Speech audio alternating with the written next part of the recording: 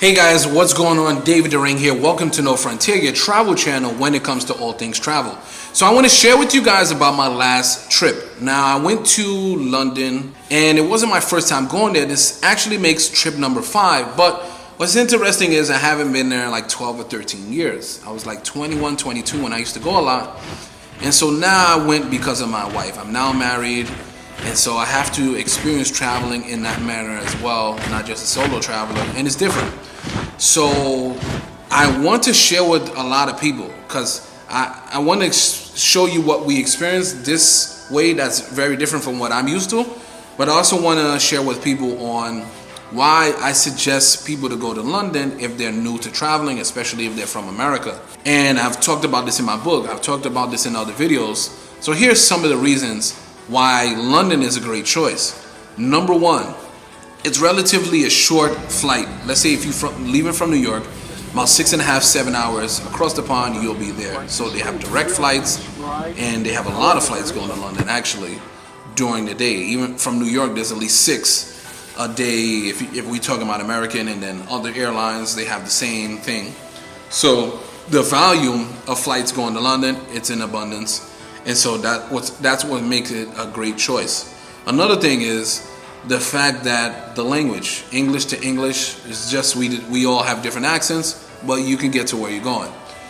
Number 3, as I get older, I'm exchanging money less and less. Some countries you're gonna have to do that, but in a bigger country from like US to UK or UK to France, you don't have to exchange money like that, because if you pay for your hotel with your card and you can use other cards, they'll just charge you a small fee, etc., and it's less of a headache. And if you want to know why, I've spoken about it in other videos, so check it on the channel. Another reason too, it's very easy to get around. You can take the tube, there's buses, you can walk, especially when you always want to be close to a city center where everything is generally around that area and you can be a pedestrian. So that's all some of the great reasons on why to go to London.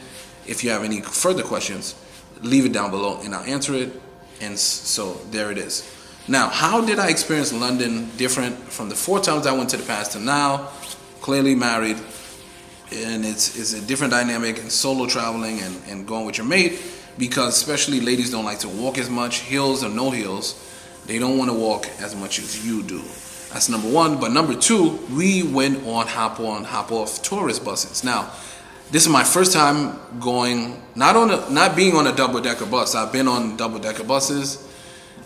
One time that stands out was when I went to Ireland. But I'm talking about the tourist bus where they have a route, you give you a map like we did on this time, and you go for the ride. Never happened before because I used to think that, that's too touristy. Like, I don't look at myself as a tourist. I look at myself like a global citizen. So I never wanted to do it.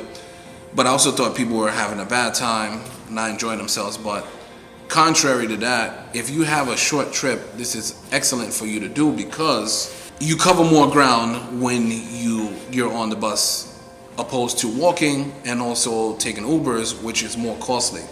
So the price for the bus that I went on, the sightseeing bus, it was £28 per person, which is really good. Actually, it was more, but I talked them down to 28. So as an entrepreneur, I always got to try to see what I can do to adjust the price. And knowing the reason I did that, because they have a lot of competition that was in the same area. So you could just go to each one, see how much they charge, or tell them, hey, this company charged this, I'm going over there. So when there's competition, you have better leverage. So that was the situation. So we got on these buses and you go on the route. You're free to get off of whichever location you want to go to, check it out, whether it's Buckingham Palace or you want to go to Elizabeth Tower area or to London Eye. You get off the bus, take your pictures, videos, enjoy the vibe, hop back on the bus and go continue on the route. You're free to do those things.